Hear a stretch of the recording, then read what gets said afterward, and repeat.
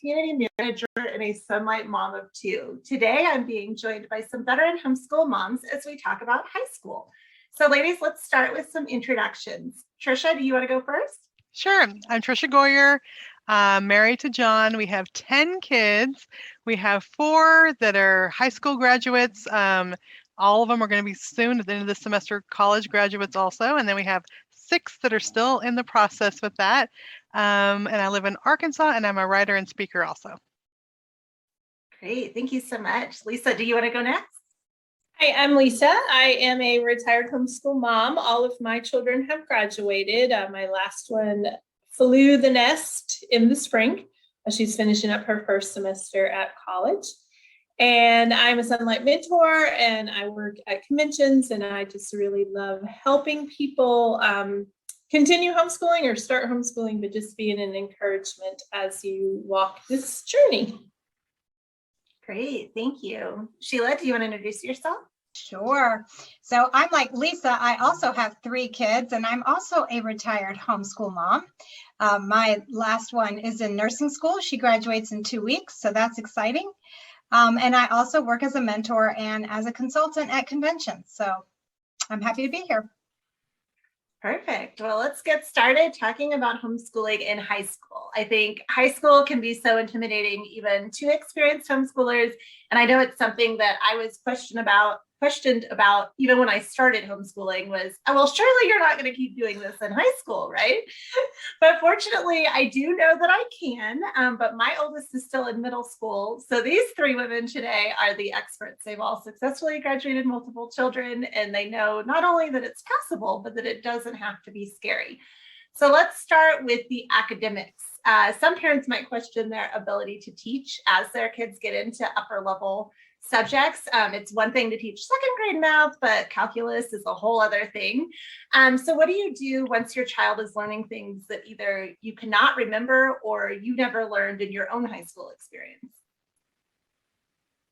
Well, I think one, Sonlight offers curriculum that makes it easy to teach. Matthew C.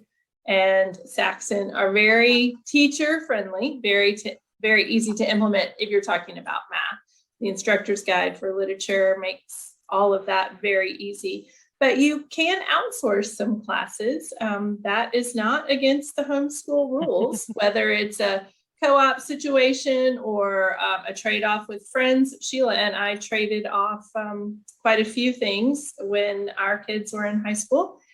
Or dual enrollment is an option for that. So you're not limited by just what you have knowledge of.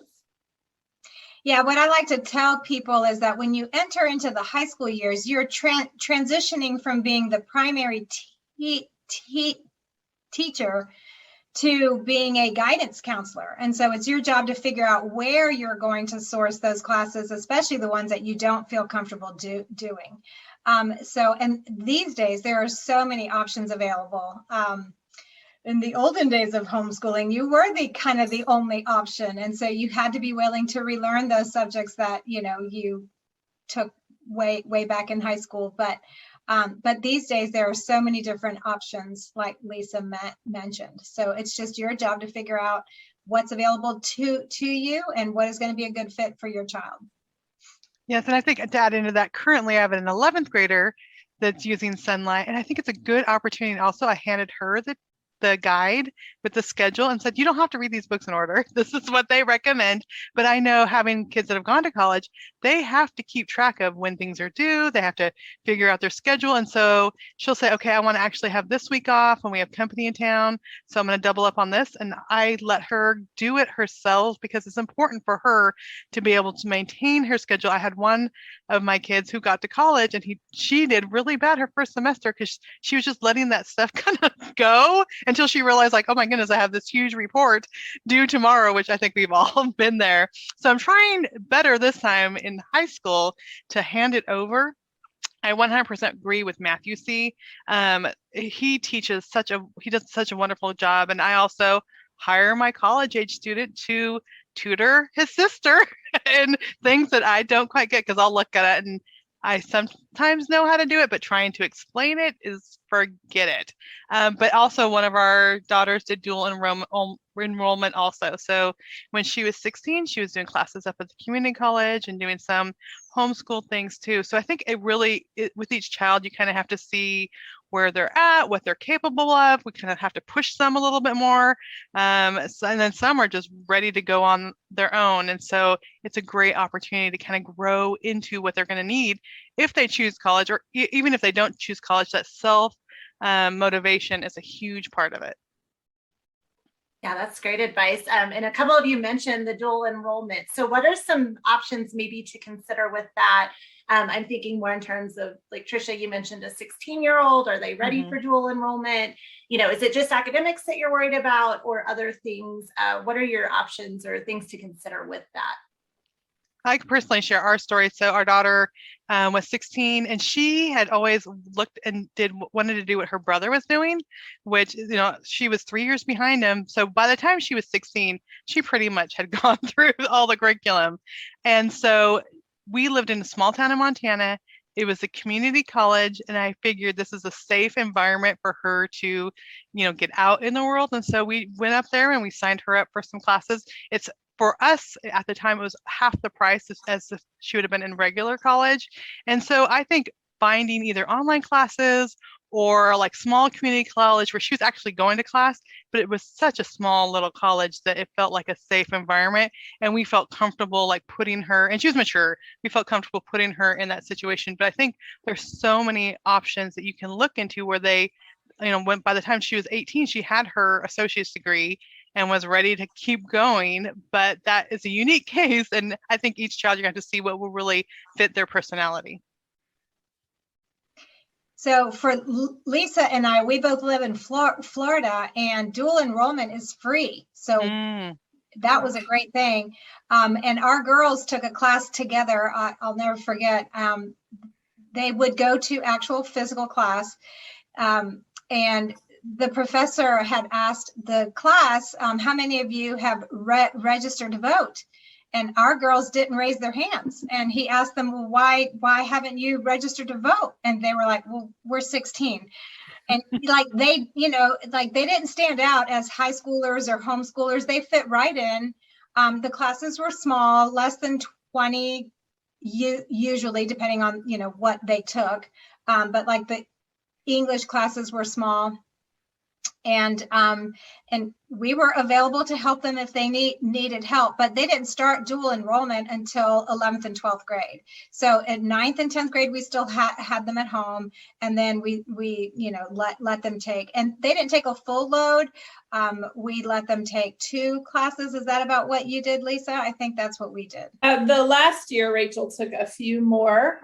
She was really interested in a certain degree, and so she was trying to get all her prereqs out of the way. And she was a senior, driving herself and all those things. So she took a few more, not a full load, because there are some considerations, at least in our state, with how many credits you have as you go into college can affect some scholarship opportunities.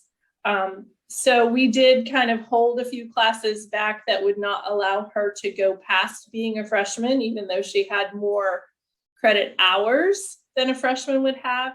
But to be considered for some of those scholarships, you had to be a true freshman. I think there's some sport things that maybe you want to consider as well. My other daughter plays sports in college, so that played into what we chose for her as far as her eligibility. So there's lots of things to consider. And like Trisha was saying, it's really a student by student. And just because brother did it this way doesn't mean that's how sister's going to do it coming along, because they have different goals. So it really is your job as the mom or the facilitator to really talk to your student and find out what they want to do, and then find out what things are available on that path. One more thing I want to add too is that, oh my gosh, my train just left the station. I had something I was going to add about dual enrollment, and it just left my mind. Okay, it must not have been important. Never mind. Well, if you think of it later, feel free to jump in with that. So, and Trisha, you also mentioned talking about like the high school Sonlight instructors guides. You can kind of hand off some things to your students and let them start, taking ownership of what they're doing. But how much monitoring should you be doing? However, do you turn everything over? Can you continue to read with them? What are some ideas and how might they vary depending on the students that you have? Oh, that's so good. Well, because she has younger siblings that I'm still reading out loud to, she comes and she does Bible time with us. She's 17, and she listens to some of our read out loud. So she is completely we still have that morning time with her. I don't read out loud any of her books to her, but we get them on audiobooks, and sometimes we'll listen to them together. Also, like my husband went up one day and she's supposed to be in her room reading, and she was asleep. He's like, are you really sure she's doing all her work? And so I just went through the guide and she marks off when she's done. I'm like, so tell me about this book. And so she spent like 20 minutes telling me about the book. I'm like, okay, I think she actually is reading it. And we don't do a lot. We do writing. I have her do writing, but I don't have her do every writing assignment. A lot of the ones where it's just answering questions, I'll just ask them and then she answers them instead of her writing them all out. I'd rather have her spend more time writing. We'll add in like poetry or different things where she could do some of the other creative stuff. And so when I ask her questions or when I say, tell me what this book's about, and if she's going on for 20 minutes, then I know like, okay, she is definitely listening either audiobook or reading this book, and then we talk about different things. And so I do have to check, and like every child's different. I've had one child that I'll go and like, oh yeah, you are like you are getting behind. So when we're all like celebrating Christmas break, you're gonna have to catch up in some of those works. And so again, it depends on the kids, it depends on their personalities, it depends on sometimes what they think they can get away with. The one that was the biggest struggle at home also was the biggest struggle when she got to college too, because she wasn't that self-motivated kid. But usually if you just say, hey, tell me what you're reading, and they can tell you about it, is a good sign. Yeah, and we also had I have two kids that are 3 years apart. So the older one of the two, very independent. I just handed him the IG and he read through it in order and he check things off, and I would do the same thing. Just check in with him, how's it going? Tell me about the books. Do you like it? Don't you like it? What do you like about it? And just have a conversation. The younger one is dyslexic, and so I actually read aloud to her a lot. Like we read the history spine together, and I would trim a lot of the books. Like there was no way she would be able to read all of the books that are in a full instructor's guide. So I would trim some of the books out. I would try and find some on audio, so she would read one while she listened to one. And so it's okay, even though at the high school level, that is the time to transition where they take it on. If your child still needs you, it's okay for you to still be involved and still read. In fact, I joked with her. I'm like, oh, I guess I'm going to college with you. And she's like, why? I'm like, because I guess I got to read your textbooks to you. And so by the next year, by 11th grade, she's like, I got this, Mom. I'm like, okay. And she's the one who's about to graduate from nursing school. So, they do eventually, make it works out. It works out. With my oldest, we just had a calendar appointment twice a week that we met to talk about. She's very self-motivated, very able to manage herself. And that worked fabulous for us. I just had the instructor's guide. She had her copy and we chatted. My youngest one was not, I don't know that she's not as self-motivated. She's just a different personality. So I continued to read aloud to her until she graduated. And she was extremely nervous to go to college because I wasn't going to go with her. But she has 2 finals left tomorrow, and thus far she's on track for all A's. And she's like, my friends are always asking me, how are you so smart? And I really am not that she's not smart. I think it's the way that she's learned from Sonlight. She's learned to think through things. She's learned to analyze, and she's doing more than just, here's 12 facts, and here's a piece of paper where you may regurgitate the 12 facts to me. She actually is learning, and so it's not so hard for her. So she constantly amazes herself. which doesn't amaze me because she is a smart girl and she learned well. Yeah, that's a great problem to have, right? To be doing better than you think you are. So along with maturing in some of this budding independence, though, you might have some conflict with your teens that you don't with younger children. So whether it's attitude or rebellion, how do you homeschool through those potential relationship issues? And then how does homeschooling allow you to have a better relationship with your high schoolers? Well, I can jump in because our oldest daughter that we adopted, not our oldest daughter, but the oldest one we adopted, we finalized adoption when she was in the middle of her sophomore year. And suddenly I'm saying, I'm bringing you home and I'm going to homeschool you. And there was times, and her younger sisters too, we adopted a sibling group of 4 where they're like, this is stupid. I don't like these books. These books look stupid. I don't want to do Bible. And it was a lot of, well, you could put your head down. You could listen. You don't have to, and pretty soon they started understanding like, oh, this is fun. And all the books, we've never had a book that they didn't love. Like they'll be like, this book looks dumb. And then pretty soon they're like, we're crying at the end because it's such a good book. And so a lot of that was just realizing that they may feel like they don't want to do it, or I'm too old for this, or why are you reading that loud to me? But over time, I think they really got to enjoy it. And now that they're even older, that was 5 years ago, remember that book we read and I loved it. So even if you have those kids, it doesn't seem like they're listening, that they don't want to do it, just keep going. And I'll just say, just put your head down. Just put your head down. You don't have to look at anybody. You don't have to do anything. Just don't fall asleep and listen to the story. And pretty soon you realize like, okay, they are paying attention. They do say, can you read another chapter? And it will continue. We still have conflicts with some of our older kids, and that 18 age they're supposed to start going off on their own. So they're supposed to be independent. I think by the time they get their age, we're like, okay, yes, please go get some independence for a while, because there's that butting head season. But I think it is like that good season of they need to break away. We can't be in control of everything. And now that I have 4 completely out of the house, college, all the stuff, I'm trying to do that more and more with the little ones. Like, why don't you do this on your own? Or why don't you try this? Because I realize like it's too hard when you're trying to break away all at once. I'm trying to give them more independence at younger ages. That's really good. Sorry, go ahead. No, go ahead. My troubled child was the one who went to public school. That was the hardest relationship, and not all of it was public school and not all of it was him. It was just a lot of things. But really my girls, I really have not had any huge conflict with them. Obviously I have to make rules and no one wants rules, but I do think because we spent our whole lives together, that it went down easier. I think that they truly, maybe where their brother misunderstood where I was coming from, I think they had a better concept of my role and how much I love them. And if I made a rule, it wasn't because I wanted them to, be the butt of all their children or their friends' jokes or to be miserable or any of that.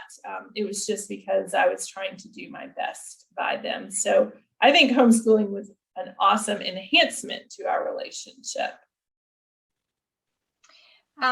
For us, there's a couple things that I can think of. We didn't have a whole lot of rebellion, but there was some pushback in a couple things. So I remember when Timothy, my middle child, we were doing level 100 at the time. And at the time, Ender's Game was in level 100 at the end of the year. And he saw the cover of the book and he's like, Mom, I don't want to read this book. And, I think he was just kind of done. Like it was the end of the school year and he just wanted to be done. And I'm like, I'm sorry, buddy, just start it, just see, just give it 50 pages. And if you hate it, we'll talk. It ended up being his favorite book ever. He has reread it multiple times. It's a part of a series. He's read the whole series. He's read other books by the author. And I'm like, aren't you glad I made you read that book? So that's one thing. Another thing was same child. We were looking at, it was high school. He had done 100 for 8th grade. and 200 for ninth grade. And so we were looking at, what was coming, and we weren't going to get through all the levels. So, which levels. And so instead of me making the decision, I asked him, look, you have to do 400 because it's government and civics, and that is a requirement. You already got 100 out of the way. That's US history. So now you have these other options. Do you want to do 300? Do you want to do, 500 or 600? And so you can pick. And so he actually gave it a serious consideration, and he came back to me and said, Mom, I feel like I know ancient history pretty well. We had done B, and we had done G, and we had done classical conversations. We had memorized a lot of ancient stuff. He really liked mythology. He had read a bunch, Percy Jackson and all that. So he's like, I feel like I know that well. I don't feel like I know what happens after World War I or II, because most of history stops there. And so he's like, so I really think I want to do 300 and really get to know, that whole century, which I was like, great, that's a great idea. So yeah, you don't have to do 500 because we've pretty much covered that stuff, but that's great. You'll get to learn about the Korean War and the Vietnam War and the Gulf War and all the things, the 60s and the 70s. And his point was, this stuff is more relevant to now. The more recent history is more relevant to now than ancient stuff, which he felt like he really had a grasp on. So I think allowing your child in, especially at the high school level, when you're trying to choose for them, don't do all the choosing for them. And then the third story is my youngest one. She was going to a co-op for the classes that I outsource, math and science, because I don't like those classes. And so her father and I forced her to take this conceptual physics class that she really, really didn't want to take. But she had taken chemistry. I mean, she had taken all the other sciences, biology and chemistry. And I was like, you have to have physics. And she's like, I don't. I'm like, you do. I don't. So we made her do it. It was the only B she got, and that B precluded her from joining a nursing program that would have started in ninth grade. I mean, the tears and the anger towards us because we made her take this class and she didn't do well in it. And so, I mean, I still feel like she needed the physics class, but we forced it and it was not a good thing. So I think having those conversations and explaining, and yes, it does ultimately rest on you, but the more buy-in you get from the child, the less resistance I think you'll get. And so that's my tip. Yeah, I love that. I did want to add into conflict that maybe is impacting other kids too, because at one time I had 7 kids around the table, and we had one of our daughters who's 18 now. She did not want to do her work. She wasn't going to do her work. She was in high school. She refused to do her work, and it would just be such conflict in the house. So when when the pandemic came and everyone was doing virtual school, I'm like, well, I'm not giving you credits. Like, you are not graduating from Mama Homeschool here. So you could do the high school virtual school. I'm like, at least, she's not at the school. She did horrible. Well, I'm like, well, she's not doing the work for them either. And this year she's actually going to the public school, and it's just been in the last month and a half that she's picked up her game, and she's actually doing her work. She's jumped from D's and F's to A's and B's, and I'm like, you could have been doing this all along. And I've always known what a better education, using Sonlight and homeschooling gives. And now that she's going to school, I'm like, yeah, this is they're doing this much work. So I'm like, well, they're going to graduate you because this is their requirement. If you weren't going to, this is my mama's level. So if you're not going to come up to there, but all that to say, it was bringing so much conflict in the home, dealing with this one child and her attitude all the time for the sake of the other 5 children now that are still at home, that I'm homeschooling, letting her go to school, letting her deal with it, which next, she's 18, she'd actually be in college if she's at that level. She needs to learn how to go and interact and do her own work. It was good for the sake of the rest of our kids and the rest of our homeschooling. Those are hard decisions I make. I never thought I'd be the mom to be like, go, I can't handle this. But for the sake of our peace, we had to do that this year. So just wanted to add that too.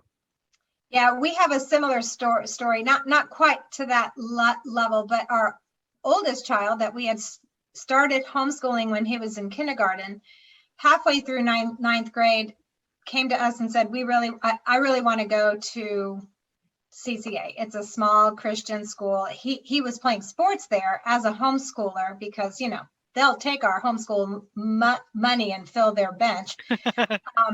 But then all his friends were like, oh, dude, if you went to school here, it'd be so fun. And so he got the bug and wanted to go to school. And I took it pretty hard. I joked that he fired me as his educator.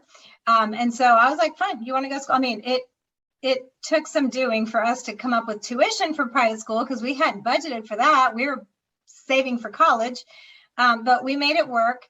And my attitude shifted from, you know, it being a bad thing because I took it personally. But then it freed me up to focus on the other two, because really I taught to the oldest and the other two would listen in and follow along. But it gave me the chance to be able to really focus on those two well. And I told the oldest one, I was like, dude, you go to school, you're on your own. They're like, that is your choice. I'm not helping you with homework. They're going to assign stupid work and projects, and I'm not doing it. I'm not helping you. You fired me, I'm out. You got to make your own lunch. You got to get yourself up. Like, I was hard. And he's like, okay. And he did. And again, I had to create a transcript for him to be able to go to school, and mama's level is here. So I gave him a couple B's because I didn't think he had tried hard. And when he graduated from CCA, he had straight A's in CCA. The only B's on the transcript were my B's. So he would have had a 4.0, but my B's. And again, mom, and I'm like, hey, I'm sorry that my requirements are I am an academic prep school, and this school is not quite as to the level as mine. So love that. That's great. And you both talked about, putting kids back in school. And also there's sometimes where parents want to pull a child out of school. So what types of things like the transcript and graduation requirements do you need to make sure of or be aware of before you make one of those decisions in the middle of high school? Yeah, I know for us, we were in Arkansas, it lists on their website what is required. And so I made my own in a Word document and the school took it.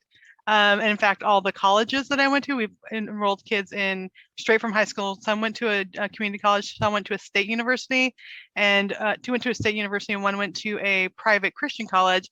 Every single one of them looked at the transcript and it was completely fine, and they stuck that in the file. Now their ACT scores did match. It would have been a problem if I would have said they got straight A's and then their ACT scores would have been really low.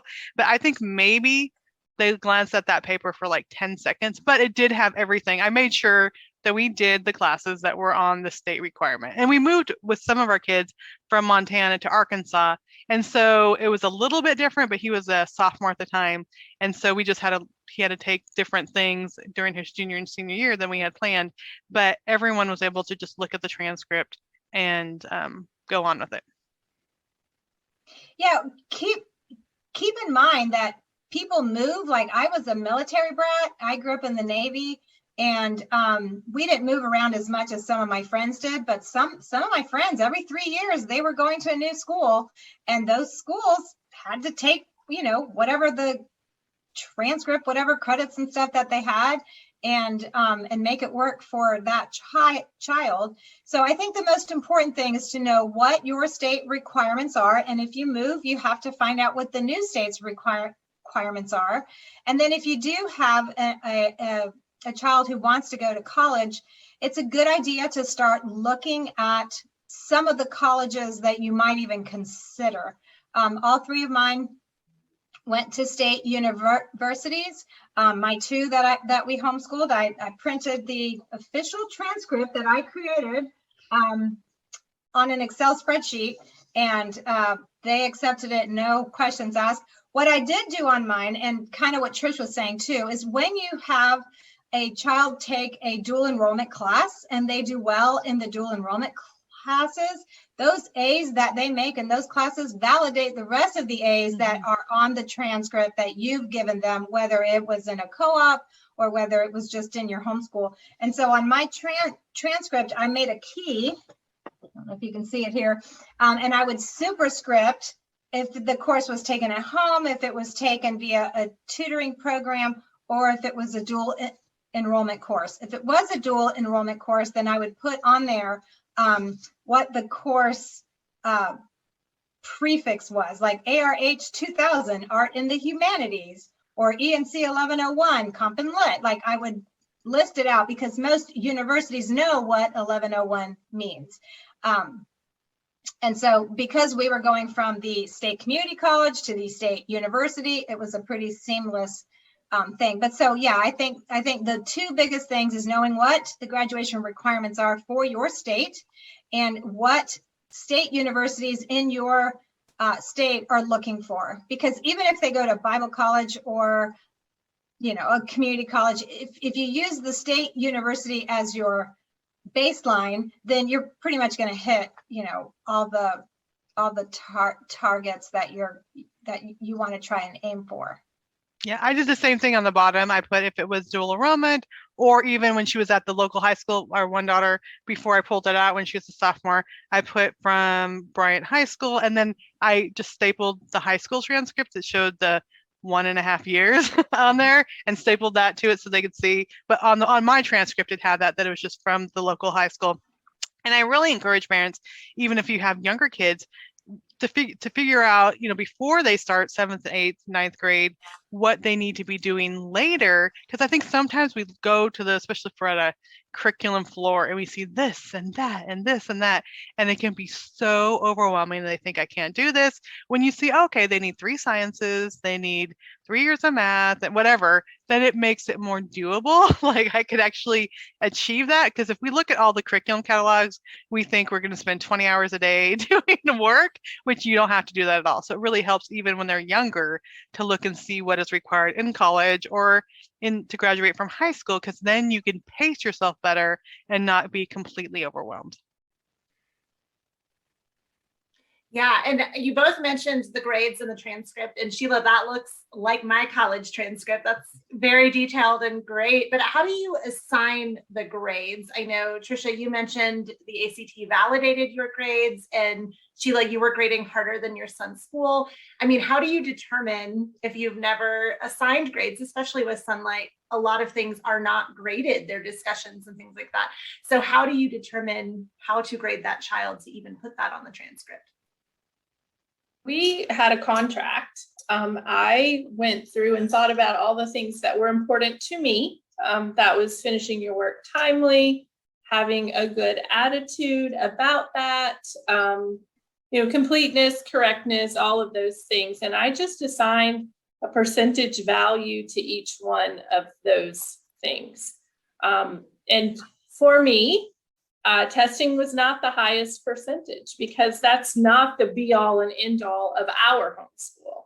I was not looking for someone who could regurgitate facts. I was looking for someone who learned with a joyful attitude. So once I assigned all of that, we both signed it. I made sure they were very aware that this is what I was looking for. It was on the side of our refrigerator.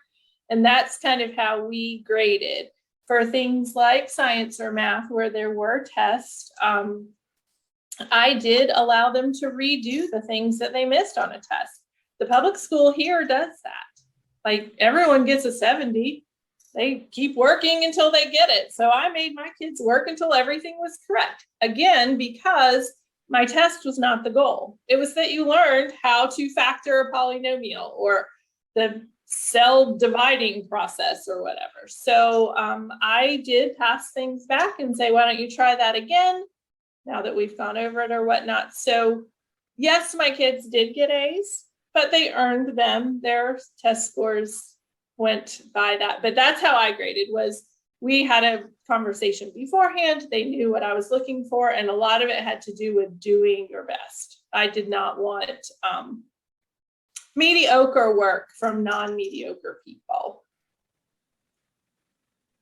That's really good. And I think too, I would say, okay, an average thing would they would turn it in on time and it would be readable and it would give the information. If they put more effort into it, it'd be a B. And sometimes I say, well, right now you have a C if you go and do this. And because I'm a writer, I say I work with editors all the time. They tell me what to go back and fix. It's not like I turn everything in perfectly, which kind of helps them because they see me like I have my edits now and I'll even show them my red line page.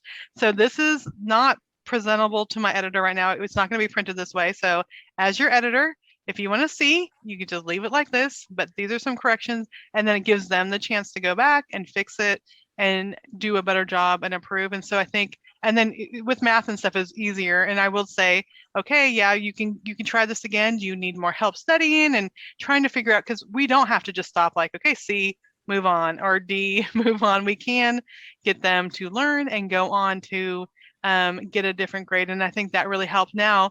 When we first got our kids into our home, they were in public school because we adopted them at ages 11, 13, and 15. And I saw the grades they were getting on stuff. I'm like, this would have been a D. And they just gave you a B on this. So I knew what my standard was higher. Some of them, I'm like, these aren't even complete sentences. How could you have gotten a B on this? So I know it's easy when you have a whole classroom of kids to just say, oh, the work's done. It's a B.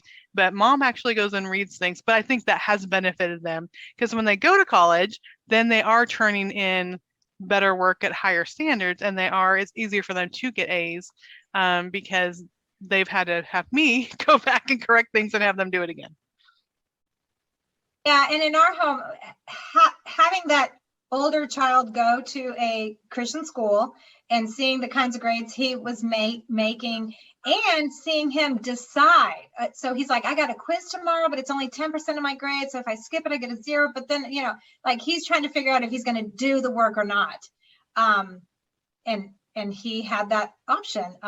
In our homeschool, that was not an option. Like it was, you're going to do the work. And I'm the same way. I also write. And so I also understand that every writer needs an editor. They need fresh eyes and they need, help just to kind of, because after a while you get stuck in the weeds and you can't get out of them.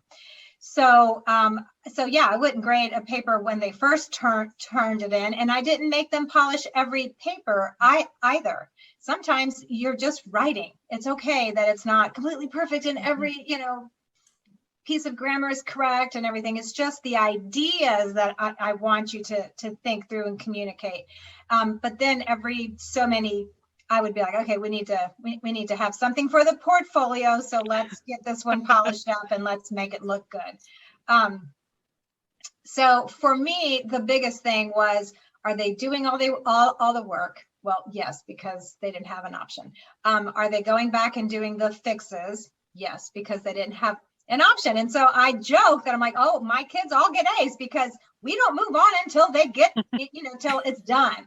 And they're going to fix it till it's done. Because my goal is not to check the box, although I am a box checker. My goal is to get my kids to learn. And the way they're going to learn is to spend time in the material. So.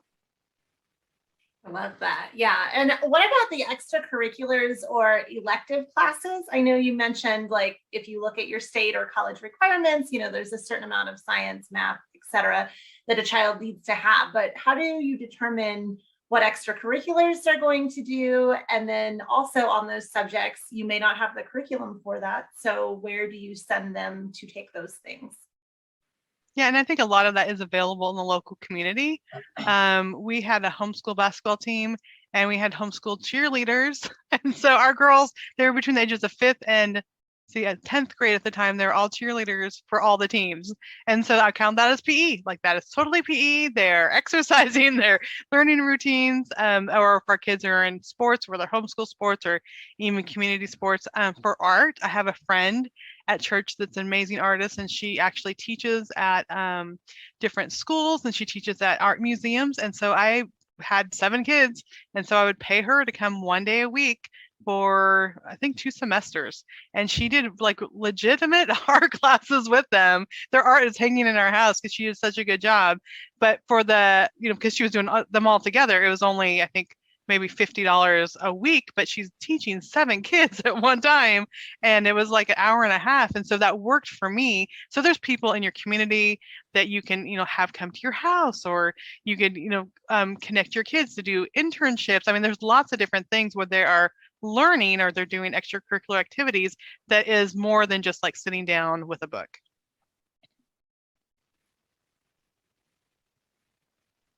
All right. Well, great. I just wanted to wait and see if anybody else. Well, I want to talk over Lisa. Yeah. Lisa, you go first, and then I'll finish up. So we incorporated things that my kids wanted to know about. When hand lettering became a big thing, both of my girls wanted to know about that. So I did some research. I pulled some material together. We watched some YouTube videos, we practiced, and I gave them credit for that because they spent time doing it. So both of my girls also got a home ec credit. They wanted to learn how to sew pajama pants and pillowcases. I have the ability to teach that, so we did that. They both learned to cook, to budget, to shop, to cook, to serve, all of that. So we incorporated for some of those extra classes that are electives, things that they already wanted to know how to do that either I could do or I could get someone to help with. So we also used sports, and then we hired a personal trainer, and we counted that as PE. So lots of things that we were already going to do anyway, we incorporated into our transcript as an elective. We did the same. We also did some classes at the co-op. So I was actually looking at Annie's transcript. She did photography and logic at a co-op, but then she also did the humanities class and SLS as a required class, and she took it. So I put it on the transcript because she spent time, going to class and doing that. So dual enrollment classes can also be like, you can do some fun electives there. We did, keep in mind that if your state only requires 3 math credits for high school, anything above the 3 can be considered an academic elective. So Annie had 5 maths on hers. Timothy had 6 on his. He's now a mechanical engineer, so it fits. But if they do high school level class in lower grades, so like he did algebra 1 in 7th grade, geometry in 8th grade. So those 2 classes that he took in 7th and 8th grade count on the high school transcript. But now he has time to make it to Calc 1. So all those extra classes can count as an academic elective. So you don't have to fill your transcript with basket weaving and shop. You can just fill it with more academic classes. So, again, if your state only requires 3 history classes, then the extra class, or if you take 4 history classes, but then you also take psychology, which is a social science, that can be an academic elective. So keep that in mind, that it doesn't all have to be art, music, things like that. It can just be another math class. And if you take like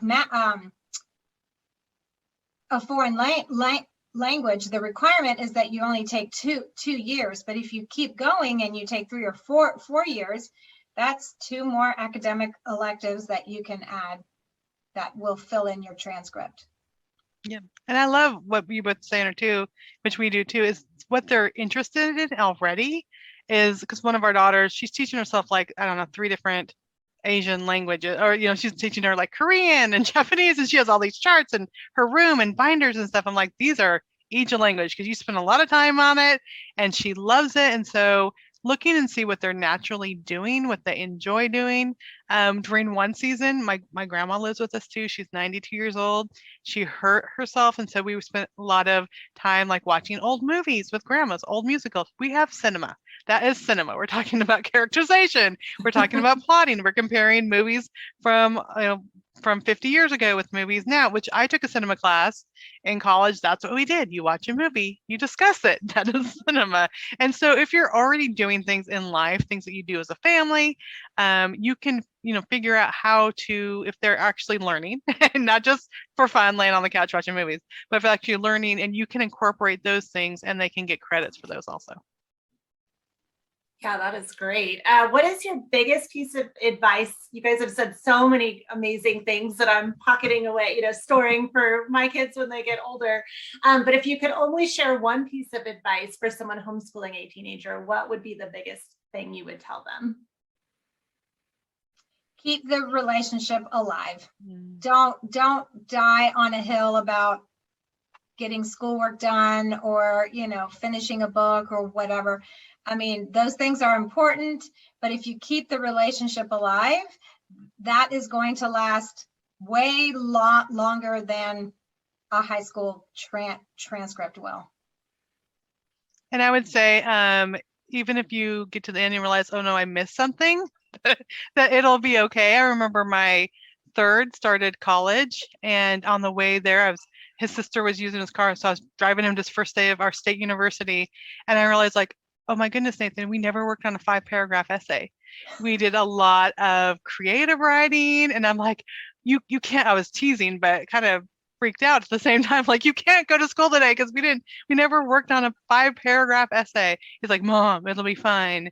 So he gets in the car afterwards, after his classes. I'm like, what did you learn in your English class? She's like, she's teaching us how to do a 5-paragraph essay. I'm like, oh, they actually teach you things in college too. Like, you don't need to know everything before you actually get there. Okay.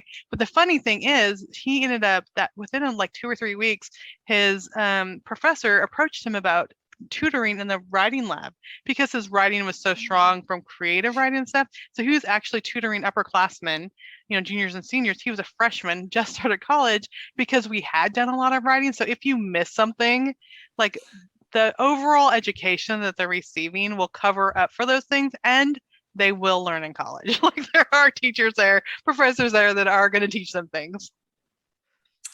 Well, I think, and Sonlight does such a great job of making lifelong learners. We can't teach them everything there is to know. Otherwise, people would stop at high school, or stop with a college degree, or stop with a doctorate, or stop with a master's, or whatever that is. So if we just teach them to be learners, then, like Trisha was saying, they will pick up whatever the gap is, because everyone has gaps, or else we would all have exactly the same education, and we don't. Everyone has gaps. So our job is to teach them to learn, and then to let them learn from wherever it is that they learn. So I think just keeping the perspective that you can't teach them everything, so stop trying. Yeah, I love that. Thank you so much for being here today, ladies, and discussing some of the concerns that people may have with homeschooling in high school. Hopefully we've allayed some of those fears, but just as a reminder for anyone watching, if you're still feeling some anxiety or have a situation that you need help with, you can always reach out to our Sonlight advisors to discuss. They will help you with that. And then our mentors are in our app and on our Facebook connections group. So there's other people maybe with more experience than you have that can walk you through that. And again, ladies, thank you so much for being here. I feel like I've learned a ton. Thank you.